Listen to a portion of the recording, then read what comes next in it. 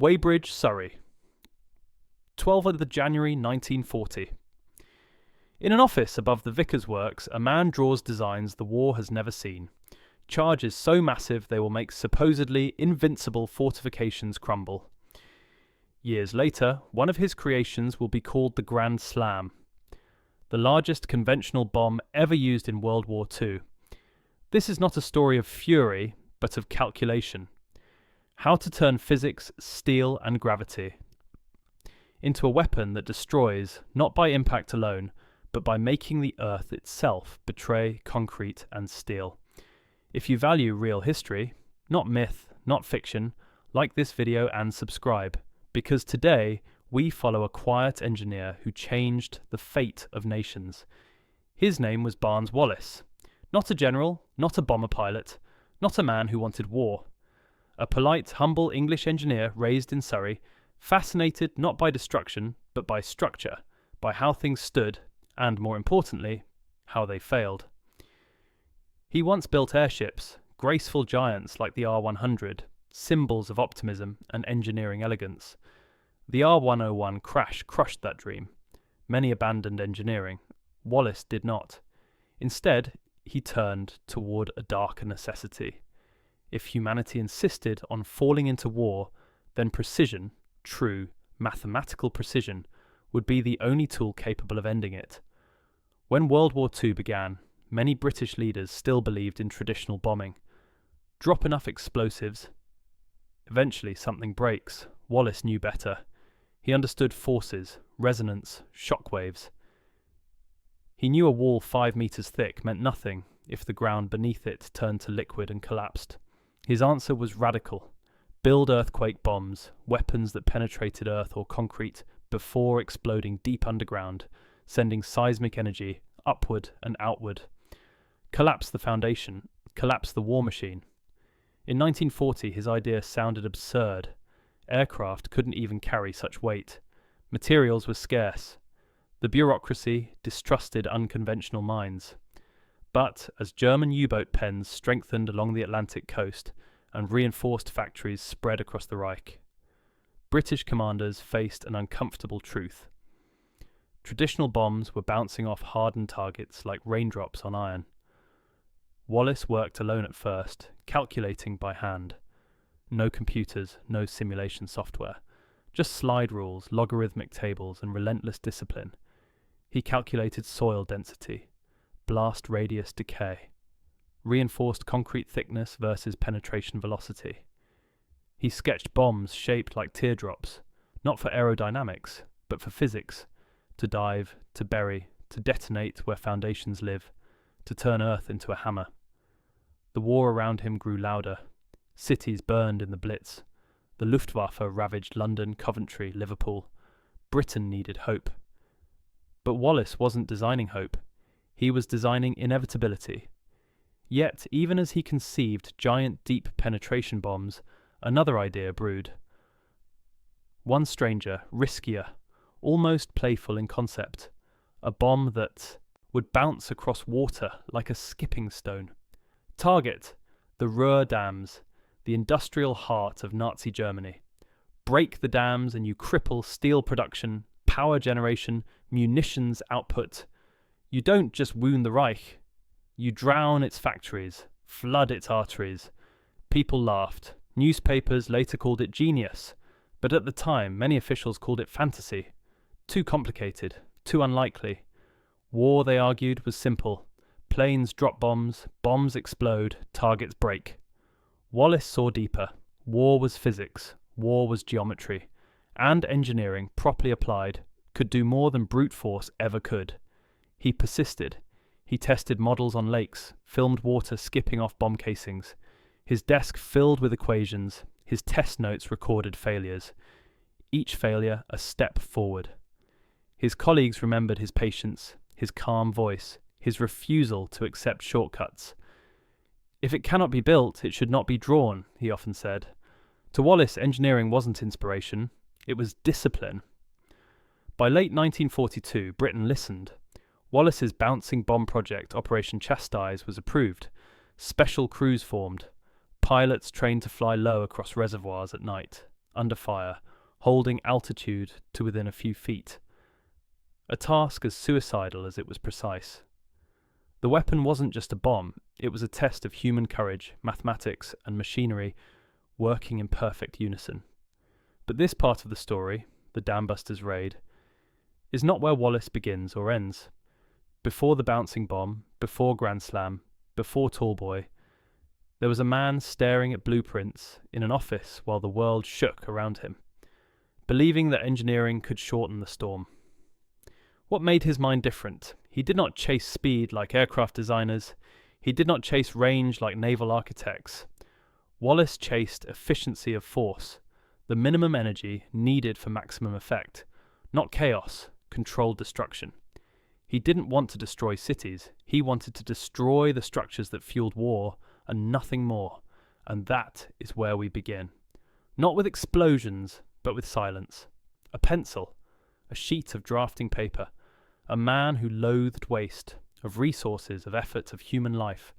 The world remembers soldiers who fired weapons. It rarely remembers the man who designed the weapon that forced concrete to surrender. Which raises a question for you. In a war defined by heroes with guns and planes, do we underestimate the quiet minds, the ones who never saw the battlefield, but shaped it from a desk?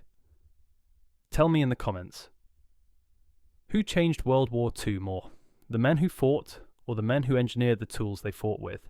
The problem was simple to state and devilishly hard to solve. How do you destroy dams built of reinforced concrete and buried foundations that ordinary bombs could not breach? Germany's Ruhr dams were not merely waterworks. They were the arteries of an industrial war machine. Smash them and you cut electricity to factories, flood valleys, and disrupt transport. Conventional bombing had failed to deliver decisive results. Barnes Wallis proposed a different logic. Attack the structure from an unexpected angle, exploiting physics rather than brute force. His solution read like a child's thought experiment turned lethal engineering. A cylindrical bomb spun at high speed, dropped at low altitude so that, upon striking the water, it would skip across the surface like a flat stone, clear torpedo nets, strike the dam wall, then sink and detonate against the vulnerable face beneath the waterline. The idea was elegant and terrifying. It was also, in every practical sense, improbable. Water behaves unpredictably. Aircraft had to fly lower and straighter than any bomber doctrine allowed. Pilots would be exposed to anti-aircraft fire and to the simplest human error. And yet, Wallis's calculations suggested the physics could be made to work. Development moved from paper to experiment. In the lakes and reservoirs of Britain, Wallis and his small team tested scale models, monitoring spin rates, drop heights, and fuse timing. Success required precise rotation speed to create backspin, which increased contact time with the water and controlled the bomb's trajectory toward the dam. Too little spin and the bomb would veer, too much and it would shatter. Timing mattered. The fuse had to delay detonation until the weapon had sunk and positioned itself against the dam face. Each variable demanded manual calculation, repeated trial, and revision, all without modern computational aids. Approval came reluctantly. Military planners understood the potential strategic gain but feared the operational risk. Flying low across water at night at precise altitude and speed was not doctrine. It was near suicidal. Wallis worked closely with commanders, refining the physics into procedures pilots might follow. He helped design sights and markers to aid low-level approaches. He calculated release points and altitudes, and recommended training regimes that approximated the mission's demands. The bureaucratic barriers were high, but the stakes were higher. After careful review, the Air Ministry authorised a special unit, and the project moved toward operational readiness. Training the crews was another battle. No written manual existed for skip bombing a dam. Pilots practiced low-altitude flying over lakes, learned to hold a constant height of around 60 feet at night, and rehearsed timing for release and escape. Special instruments, including spotlights and rail-like sighting rigs, were adapted to help pilots maintain altitude over black water in darkness. Mechanics modified Avro Lancaster and Handley Page Halifax bombers to carry oversized cylindrical bombs. Ground crews practiced handling the spinning ordnance, understanding that any error in arming or spin could be catastrophic. On the night of 16-17 May 1943, Operation Chastise unfolded. The specially trained crews of 619 Squadron flew low across the English Channel toward targets in Germany's industrial heart. The mission's plan called for stealthy, low-level attacks on the Möhne and Eder dams, with the Sorpe as a secondary objective. The crews knew the odds: heavy flak, searchlights, dark water, and the necessity of perfect timing. They also knew that if successful, the floods would cause massive industrial disruption. The raid's execution mixed bravery, improvisation, and heartbreak. Against the Möhne Dam, the bouncing bombs performed as Wallis predicted. Several struck the concrete, sank, and exploded. The Möhne's crest shattered. Torrents of water cascaded down valley slopes, sweeping away factories, homes, and infrastructure. The Eder attack was harsher still in its chaos. One aircraft hit, another failed, and pilots improvised tactics under fire. The Sorpe, partially protected by a different design, resisted the attack and required different methods to be damaged. The operation achieved tactical successes and heavy collateral effects, but it also exposed the human cost. Of the 133 aircrew who flew, 53 did not return. Technically, Operation Chastise was a proof of concept that transformed strategic bombing doctrine. Wallis's bouncing bomb concept demonstrated that precise engineering could defeat structural defences previously thought invulnerable to air attack. The raid deprived the Ruhr of water and power for weeks, damaging hydro-driven industry and diverting German resources to repairs and air defences. Politically and psychologically, the action reverberated. It was a statement that creative engineering and audacious tactics could strike deep into the heart of an industrialized war machine.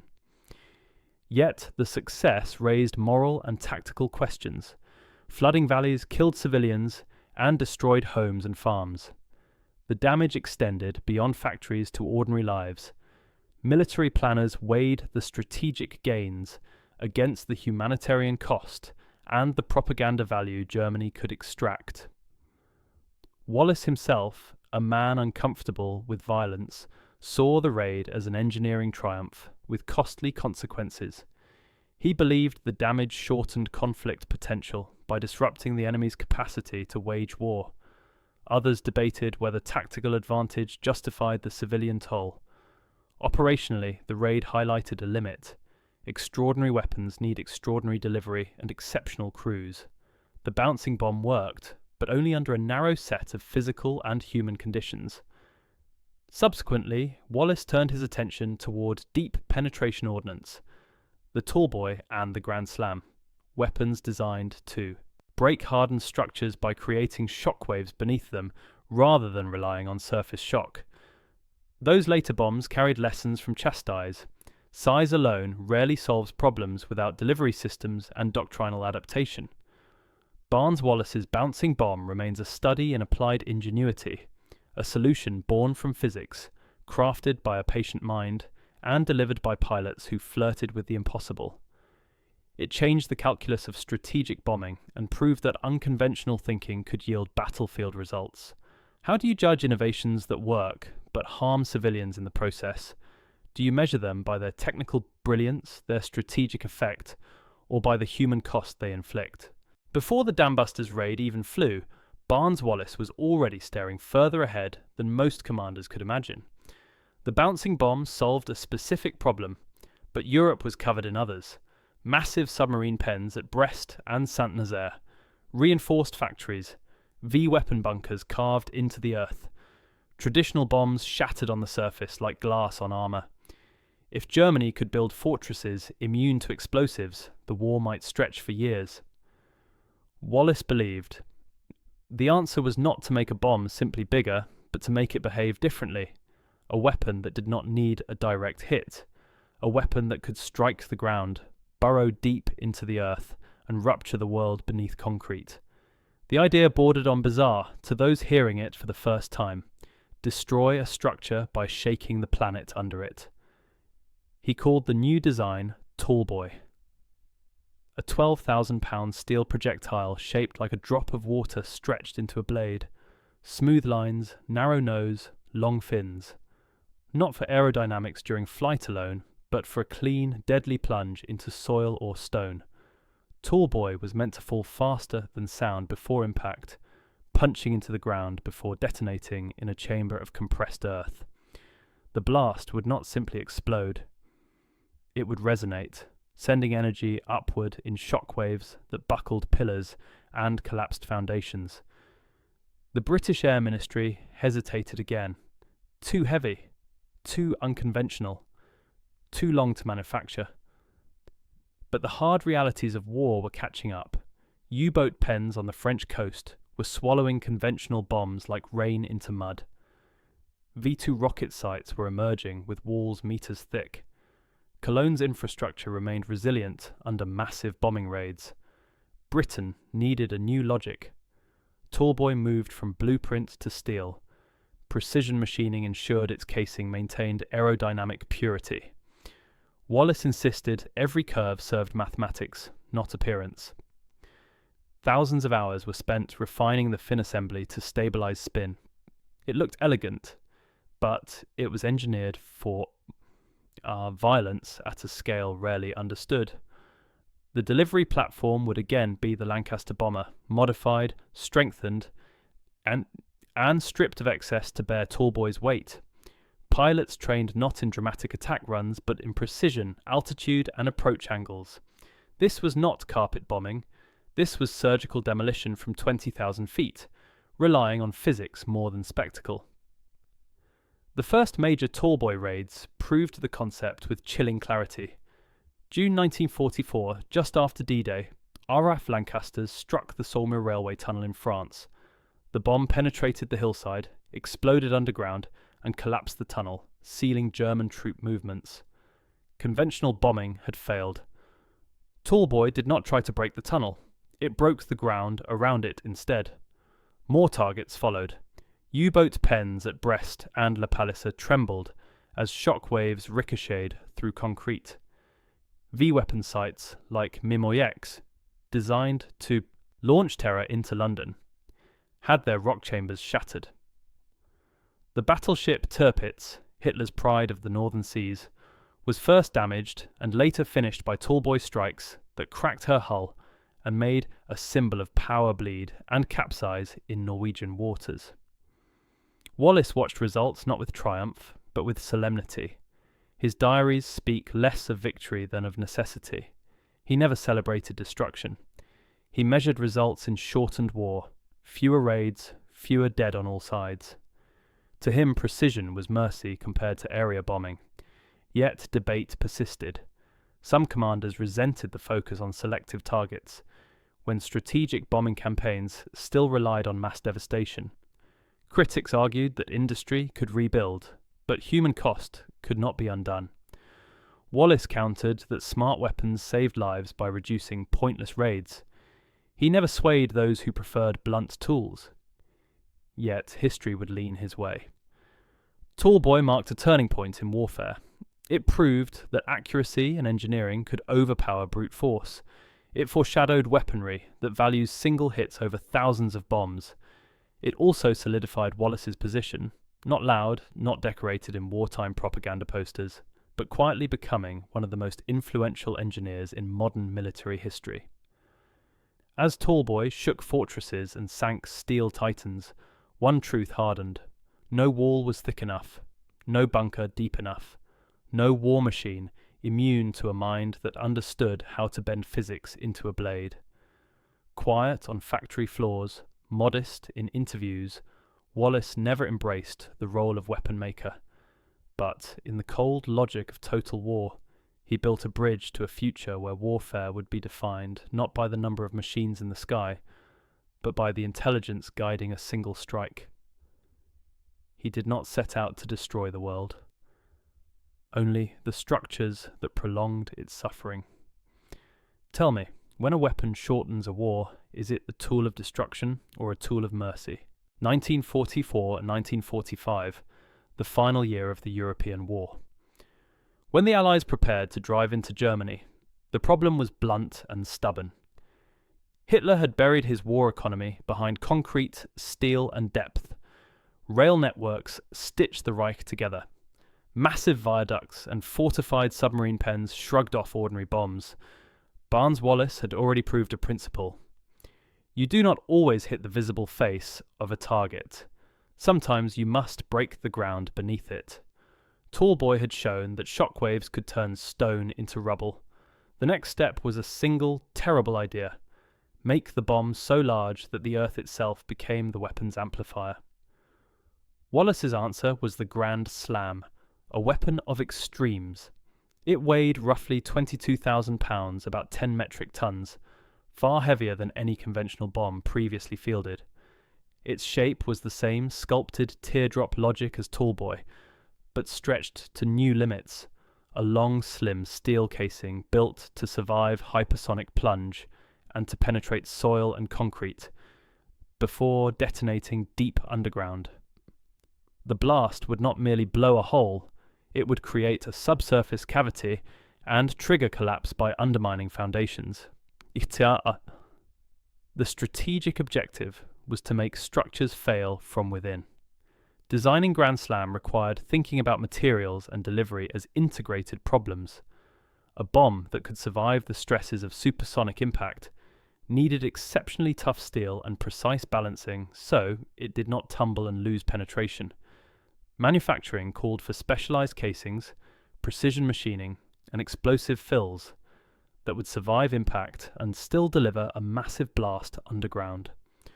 Wallis's drawings moved into production halls where steelworkers and riveters built a lethally elegant device. An engineering answer to an industrial question. But a weapon is only as useful as its delivery system. No bomber then in widespread service could lift a Grand Slam without modification. Avro Lancasters were adapted, strengthen the long-range fuel tanks, remove excess weight and equipment, and alter bomb racks and release mechanisms. Crews trained in the calculus of altitude and airspeed, too slow, and the bomb might disintegrate on impact, too fast, and accuracy diminished. Pilots had to fly stable, predictable runs from high altitude to achieve the penetrating velocity Wallis's designs required. The operation demanded mechanical precision and human calm under pressure. Grand Slam entered active use in the last months of the war. Its targets were difficult and specific: railway viaducts, heavily reinforced bunkers, underground storage caverns, and key transport nodes that could not be neutralized by area bombing. Where Tallboy had been surgical, Grand Slam was decisive, able to collapse spans of railway or punch through meters of reinforced concrete and rock. In practical terms, these attacks severed key supply lines and made rapid repair either impossible or prohibitively slow, denying the whole fight enemy the mobility it needed to respond to the Allied offensives. Tactically, Grand Slam had an outsized psychological effect as well. When a viaduct that had survived months of raids suddenly sagged and broke, engineers and commanders alike understood that the war's infrastructure was now vulnerable in entirely new ways. Repair teams worked against time and gravity. Resources diverted to mend collapsed spans could not be used at the front. The cumulative effect amplified Allied operational tempo during the final pushes into the Reich. Wallis watched these outcomes with complex feelings. He had never been an ideologue of destruction. He measured his work in the currency of reduced conflict duration. In his view, a precise, powerful blow that prevented months of urban bombing or endless attritional campaigns was, grimly, preferable to the prolonged slaughter area bombing entailed. Other voices in the war argued differently. Mass bombing proponents pushed for broad campaigns. Critics decried civilian cost irrespective of strategic gain. Grand Slam did not resolve moral debate. It changed the arithmetic. From an industrial perspective, the Grand Slam program also illustrated the wartime marriage of science and production. Dozens of organisations, designers, ordnance factories, airframe builders, Gernam synchronised schedules and tolerances to produce a weapon that was never meant for mass attrition, but for targeted collapse. It was expensive and scarce by design. Only a limited number could be built and employed where they mattered most. That scarcity forced sober targeting decisions and a doctrine of use that emphasised maximum effect for minimal resource outlay. Operationally, the Grand Slam's legacy was straightforward. By late 1944 and early 1945, rail choke points and fortified sites were being neutralised in ways previously impossible.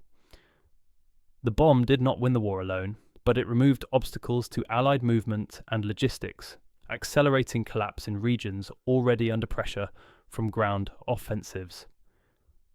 In short, Grand Slam converted engineering ingenuity into strategic utility. After the war, military engineers studied the Grand Slam not as an instrument of spectacle, but as a lesson in force economics. How much mass, delivered how precisely, yields decisive disruption. The lineage of the idea, deep penetration, subsurface energy transfer, targeted infrastructure denial, echoes in later munitions and shows how a single well-directed weapon can reshape operational choices. Barnes Wallis did not crave headlines. He continued to refine his thinking about how technology could solve complex problems. His bombs remain controversial. They are tools of war that inflicted damage and, inevitably, human cost. Yet the technical truth remains. Grand Slam was the largest conventional bomb of its age because the war demanded extremes, and Wallis provided them with a calm, mathematical mind.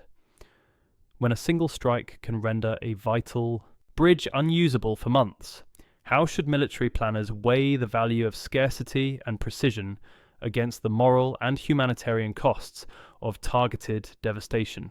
When the guns fell silent in 1945, many celebrated with parades, medals, and speeches. Barnes Wallis did none of that. As cities rebuilt, as uniforms were folded away, he returned to a drawing board, not to design the next weapon, but to think about flight, structure, and purpose in a world trying to remember peace. The war had proven his ideas with brutal clarity. The bouncing bombs shattered dams and the morale of a war machine. Tallboy sank battleships no navy could threaten head-on. Grand Slam cracked fortresses once thought untouchable. His mathematics carved shockwaves through granite and steel. Yet Wallis did not see triumph, he saw duty. To him, engineering was not a celebration. It was responsibility executed under the worst circumstances. He refused to let his reputation revolve around destruction. Post-war, Wallis turned to aviation advancement. He was captivated by efficient, strong structures, geodesic frameworks, variable geometry wings, and high-altitude flight. He worked on swing-wing aircraft concepts and supersonic transport studies long before they were fashionable. Some ideas flew, others sat in reports. All were guided by the same quiet principle: solve problems with elegance, not excess. To young engineers he preached discipline, curiosity, and care. Precision was a moral value to him. If a design wasted material or energy, it betrayed the craft. If it sacrificed safety for speed, it betrayed humanity. He believed technology should elevate life, not crush it. Yet, even peace carried echoes. When newsreels revisited the Dambusters raid, crowds cheered. Wallis did not. He attended memorials for the men who flew missions few pilots in history have faced, low, slow, under fire, trusting physics and discipline over luck. He never forgot the human price of engineering decisions. In interviews he spoke softly, often shifting credit to pilots, crews, and factory workers. He stayed humble, even as honours accumulated: knighthood, fellowships, recognition from scientific societies across the world. Public fascination with war often picks loud heroes, generals, aces, commanders. Wallis lived differently. His victories happened in pencil strokes, stress formulas, slide rule arcs. His battlefield was a sheet of vellum. His weapons were equations. He did not rally troops, he challenged assumptions. and sometimes that kind of influence shapes history more deeply than noise ever could.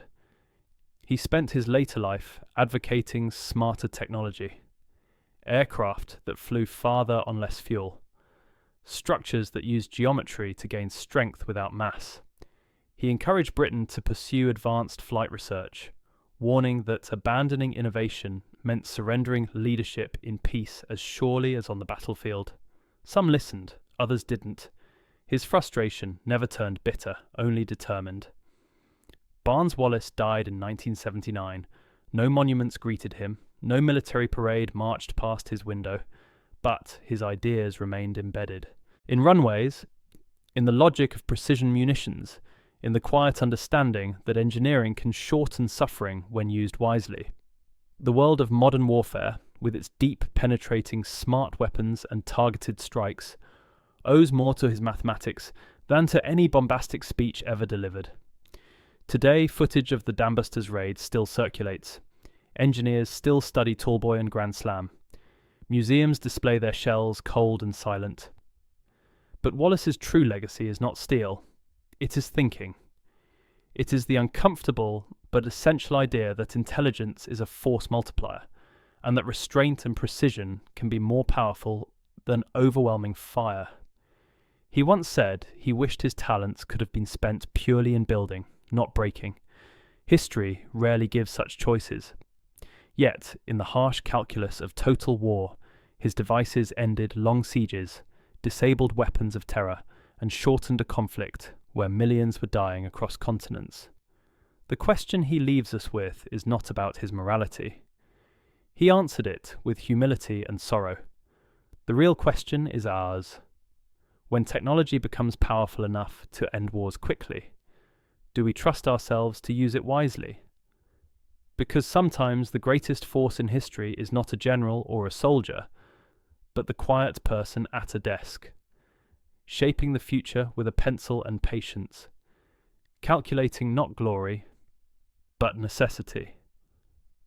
And in the long shadow of World War II, few shaped consequence more quietly than Barnes Wallis.